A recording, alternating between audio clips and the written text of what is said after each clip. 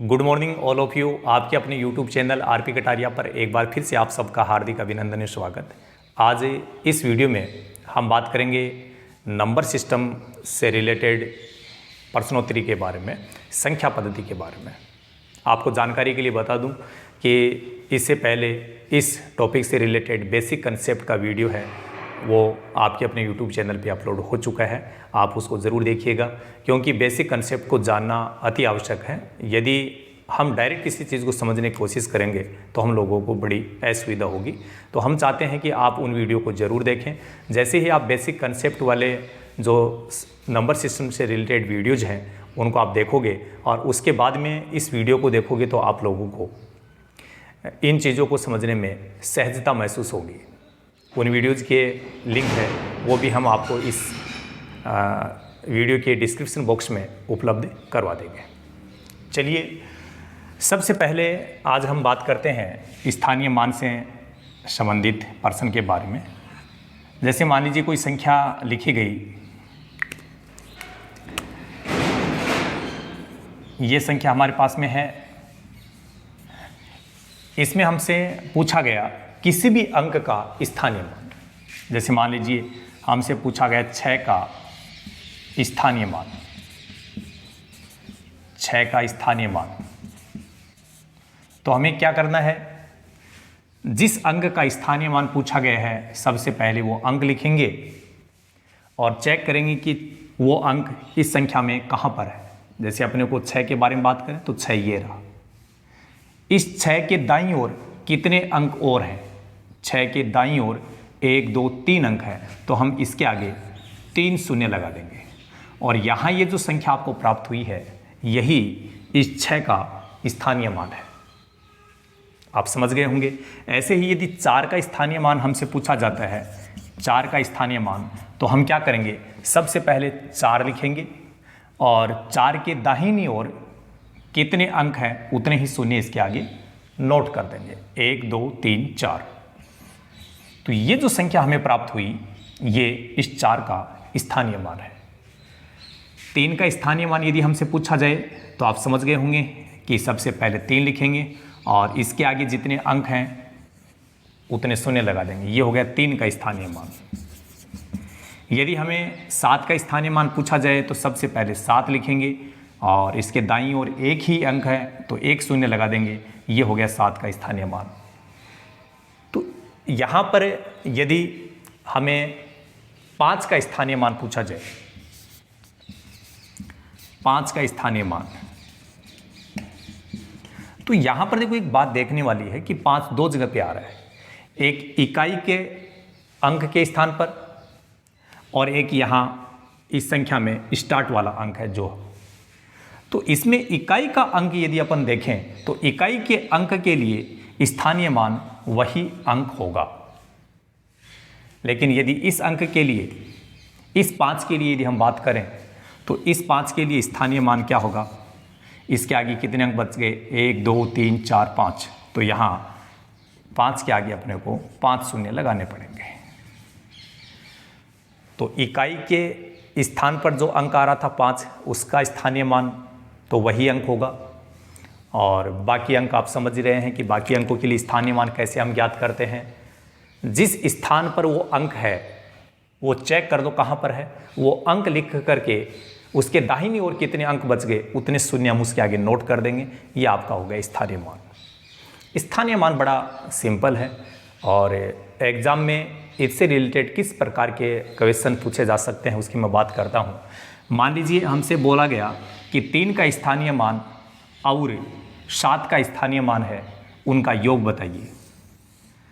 3 का स्थानीय मान 300 और 7 का स्थानीय मान 70, इनका योग हमसे पूछ लिया गया तो हम क्या करेंगे, इन दोनों को जोड़ करके बता देंगे 370। लेकिन ये अपन तभी बता पाएंगे जब अपने को ये जानकारी हो कि 3 का स्थानीय मान क्या होगा और 7 का स्थानीय मान क्या होगा।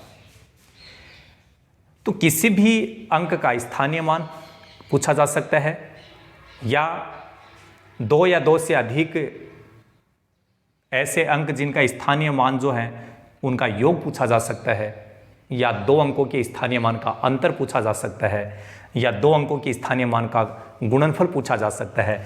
हमसे मान लीजिए बोल दिया कि 7 का स्थानीय मान, तो 7 के लिए स्थानीय मान 70 हो गया। 5 का स्थानीय मान, इकाई के अंक वाले 5 का स्थानीय मान 5 ही होगा। हो सकता है इनका योग पूछ लिया जाए तो 75 हो गया। हो सकता है कि हमसे इनका अंतर पूछ लिया जाए तो इन दोनों का अंतर कितना हो जाएगा, 70 और 5 का अंतर हो जाएगा 65।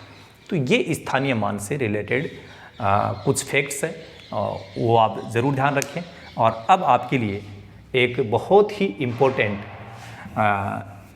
फैक्ट लेके आपके बीच में मैं हाजिर हूँ। हम नई बात सीखने वाले हैं। अभी तक जिन व्यूवर्स ने हमारे चैनल को सब्सक्राइब नहीं किया वो सब्सक्राइब ज़रूर करें और उसके आगे बेल आइकन वाले बटन को ज़रूर प्रेस करें। साथ ही नोटिफिकेशन के लिए आप ऑल नोटिफिकेशन वाले ऑप्शन पे क्लिक कर दें ताकि हमारे यूट्यूब चैनल पे अपलोड होने वाला हर एक वीडियो आप लोगों तक सबसे पहले पहुंच पाए। अब हम यहाँ बात करते हैं, एक नई जानकारी है जातीय मान। इसी को ही कहा जाता है शुद्ध मान। इसी का ही एक अन्य नाम है वास्तविक मान। ये क्या है इसके बारे में हम समझेंगे। हमें किसी भी अंक का जातीय मान पूछा जा सकता है। मान लीजिए हमसे कहा गया कि इस संख्या में 4 का जातीय मान बताइए। किसी भी अंक का जातीय मान यदि आपसे पूछा जाए तो जिस अंक का जातीय मान हमसे पूछा जाता है वही अंक ही खुद का जातीय मान होता है। कहने का मतलब इस 4 का जातीय मान 4 ही होगा, 6 का जातीय मान 6 ही होगा, 3 का जातीय मान 3 ही होगा, इस 7 का जातीय मान 7 ही होगा। आप समझ गए होंगे कि किसी भी अंक का जातीय मान वह स्वयं अंक ही होता है। जिस अंक का जातीय मान हमसे पूछा जाता है वही अंक स्वयं का जातीय मान है। अब हमें जानना ये ज़रूरी था कि कई बार क्या होता है कि जातीय मान शब्द है हम लोगों का सुना हुआ रहता है और हम उसको समझते भी जानते भी हैं, लेकिन कॉम्पिटिटिव जो एग्ज़ाम्स हैं उनमें कई बार क्या होता है कि आम जो वर्ड्स होते हैं, शब्द होते हैं, वो नहीं दिए जाते हैं। तो उसके लिए आपको ये भी देखना है कि जातीय मान को ही शुद्ध मान कहा जाता है, इसी को ही वास्तविक मान कहा जाता है।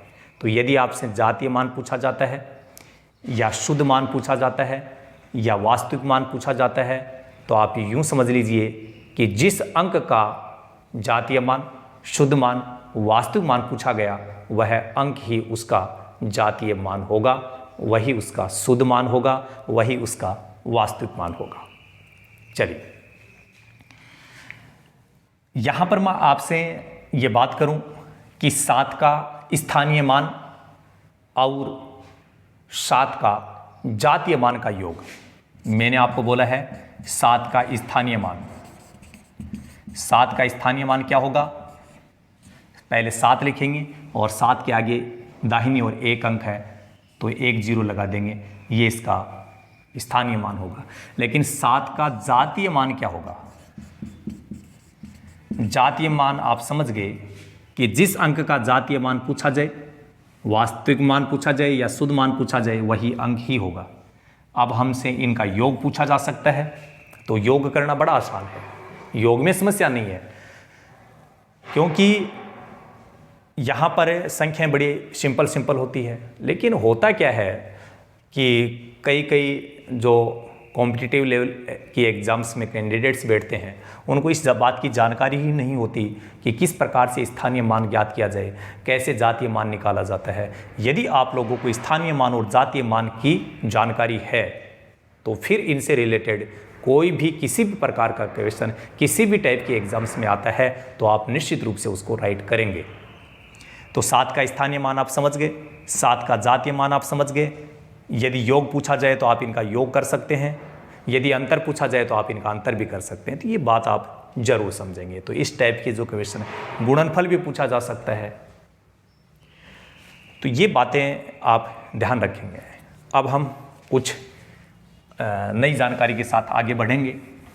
बहुत ही रोचक फैक्ट्स हैं वो आप लोगों को इस वीडियो में मिलेंगे, और इसके अलावा भी आपको संख्या पद्धति नंबर सिस्टम से रिलेटेड बहुत सारे क्वेश्चंस हैं, हम अगले वीडियोज़ में आपको बीच में लेकर के आएंगे, ताकि यदि इन वीडियोज़ को आपने देख लिया और एक एक क्वेश्चन की बारीकी से आपने जानकारी प्राप्त कर दी, तो इनसे रिलेटेड कॉम्पिटिटिव एग्जाम में जो भी क्वेश्चंस आएगा वो आप बिल्कुल राइट कर देंगे, क्योंकि हम सभी वैरायटी के जो क्वेश्चंस हैं वो इन वीडियोज़ के माध्यम से आप लोगों के बीच में लेकर के आएंगे।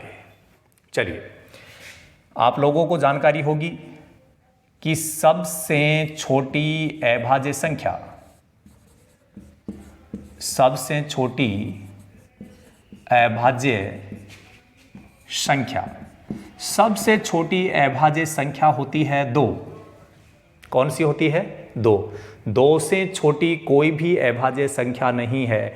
कई बार क्या होता है, कुछ लोग विषम संख्याओं को ही अभाज्य समझ लेते हैं, ये बिल्कुल गलत है। विषम अलग चीज़ है, अभाज्य अलग बात है। विषम कहाँ से स्टार्ट होता है आप सबको जानकारी है, 1 से। 1 सबसे छोटी विषम संख्या 1 है। 1 फिर 2 का अंतर चलेगा, 3, 5, 7। अब आप समझ गए विषम संख्याएं कौन सी हो गई, 1, 3, 5, 7, 9, इस प्रकार से आगे कंटिन्यू चलती रहती है। लेकिन अभाज्य संख्याओं की यदि हम बात करेंगे तो अभाज्य संख्याएं 2 से ही स्टार्ट होती है, ये याद रखो। तो सबसे छोटी अभाज्य संख्या कौन सी हो गई? 2 हो गई। ठीक है। अभाज्य संख्याओं के बारे में यदि आप विस्तार से जानना चाहते हैं तो इससे रिलेटेड एक वीडियो, अभाज्य संख्याएं, इनसे रिलेटेड एक वीडियो हमने पहले इस चैनल पे अपलोड कर दिया है, उसका लिंक भी आपको इसके डिस्क्रिप्शन बॉक्स में उपलब्ध करवा दिया जाएगा। तो विस्तार से यदि अभाज्य संख्याओं के बारे में आप जानना चाहते हैं तो उस वीडियो को देख करके आप पता कर सकते हैं। तो सबसे छोटी अभाज्य संख्या 2। इसके अलावा इसके बारे में एक और जानकारी है, एकमात्र सम अभाज्य संख्या, एकमात्र सम अभाज्य संख्या, वो भी कौन है? 2 ही है। यहां 2 बातें आ गई। सबसे छोटी अभाज्य संख्या तो 2 है ही, साथ साथ में एकमात्र सम अभाज्य संख्या, जितनी भी अभाज्य संख्याएं होती हैं उनमें 2 को छोड़ करके बाकी सब की सब विषम होती है। तो जितनी भी अभाज्य संख्याएं होती हैं उनमें 2 तो होती है सम, तो केवल ये 2 ही एक ऐसी संख्या जो सम होती है और अभाज्य भी होती है। बाकी जितनी भी अभाज्य संख्याएं होती हैं वो क्या होती हैं? विषम। तो यहाँ से एक क्वेश्चन बन गया, एकमात्र सम अभाज्य संख्या। तो एकमात्र सम अभाज्य संख्या कौन होगी? 2 ही होगी। सबसे छोटी अभाज्य संख्या भी कितनी होगी? 2 ही होगी। इसके बाद है, निम्न में से कौन सी संख्या 11 से पूर्णतः विभाजित है? तो किसी संख्या में 11 का पूरा भाग जाने के लिए क्या सिस्टम है, कैसे चेक करें, वो आपको मैं यहाँ बता रहा हूँ। पहले नंबर पे पहला, तीसरा, 5वें, 7वें, कहने मतलब विषम स्थानों पर आने वाले अंक। आप चाहे इधर से स्टार्ट करो चाहे इधर से करो, कोई फर्क नहीं पड़ेगा। पहले नंबर पे, तीसरे नंबर पे, 5वें नंबर पे, 7वें नंबर पे जो अंक आ रहे हैं उनको जोड़ दीजिए। 4 और 6 10, 10 और 8 18, 18 और 4 22। फिर बाकी जो अंक बच गए उनको अलग जोड़ लो। 5, 7 12, 12 और 9 21 और 0 जोड़ेंगे तो भी 21 ही आएगा। इन दोनों का अंतर जो है वो हमारे पास में 1 आ रहा है। अंतर आना क्या चाहिए? या तो 0 आना चाहिए या 11 के पहाड़े में आने वाली संख्या। तो अंतर न तो 0 आया और न ही 11 के पहाड़े में आने वाली संख्या, इसका मतलब ये ऑप्शन नहीं होगा। अगला ऑप्शन देखिए, पहला नंबर, तीसरे नंबर, 5वें नंबर, 7वें नंबर, इन अंकों को जोड़ दो। 8 और 5 13 और 4 17, 17 और 9 26। बाकी जो अंक उनको अलग जोड़ दो। 5, 7 और 2 9, 9 और 3 12, 12 और 8 20। इन दोनों का जो अंतर आ रहा है 6।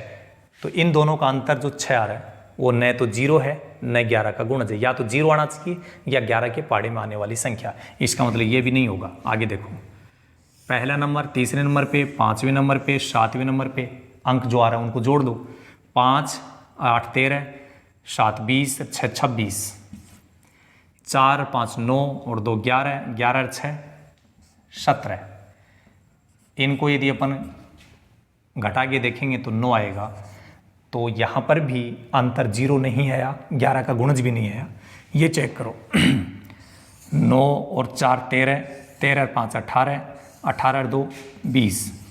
फिर इनको जोड़ो 3 और 5 8, 8 और 1 9, 9 में 0 जोड़ेंगे 9 ही आएगा।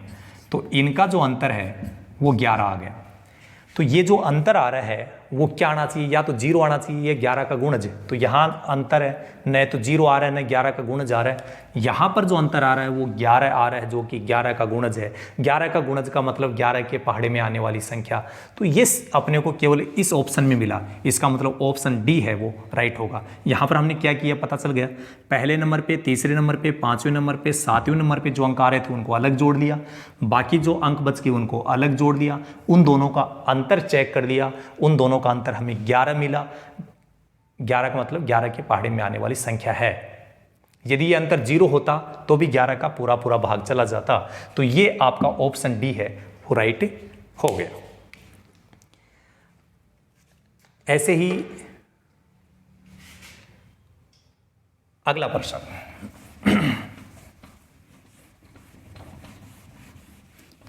इसके बाद में आपको एक नया टाइप का क्वेश्चन मिलेगा। वह कौन सी संख्या है जिसको, वह कौन सी संख्या है जिसको अपने में ही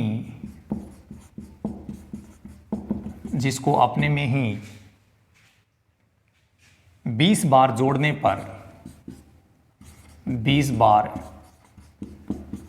जोड़ने पर परिणाम 861 आता है। परिणाम 861 आता है। ऐसे प्रश्नों के लिए क्या करना होता है, प्रश्न को एक बार समझ लीजिए। वह कौन सी संख्या है जिसको अपने में ही 20 बार जोड़ने पर परिणाम 861 आता है। इसके लिए बड़ी सिंपल बात है, प्रश्न आप समझ गए। इसने कहा है कि मान लीजिए कोई भी संख्या है, यदि उस संख्या में उसको खुद को ही 20 बार जोड़ा जाए तो फिर रिजल्ट इतना आना चाहिए। वो कौन सी संख्या है, तो आपको क्या करना है, जितना रिजल्ट आ रहा है वो संख्या लिख दो, और जितनी बार जोड़ने के लिए बोल रहा है, जितनी बार जोड़ने के लिए बोल रहा है उससे एक ज्यादा का भाग लगा दो। यहां 20 बार बोल रहा है तो उसमें एक ज्यादा संख्या यहां लिख दो और उसका इस परिणाम में भाग लगा दो। तो जैसे आपको पता है 21 का पहाड़ा 4 बार बोलते हैं तो 21 4 84 हो जाता है। यहाँ 2 बचेगा, 2 के आगे 1 लिखने पर 21 हो जाता है। तो 21 का पहाड़ा फिर एक बार जाएगा। फिर समझ लो, इस परिणाम में भाग लगाना है किसका, जितने बार जोड़ने के लिए बोला जाए उससे एक बड़ी संख्या का। 20 बार बोल रहा है तो 21 का भाग लगाना है, 10 बार बोल रहा है तो 11 का भाग लगाना है, 50 बार बोलना है तो 51 का भाग लगाना है। जो संख्या आपको यहाँ मिलेगी वही आपके क्वेश्चन का जवाब होगा।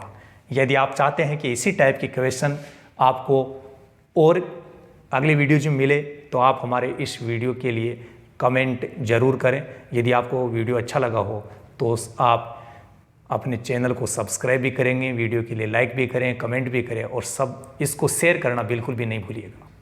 इस वीडियो में केवल इतना ही।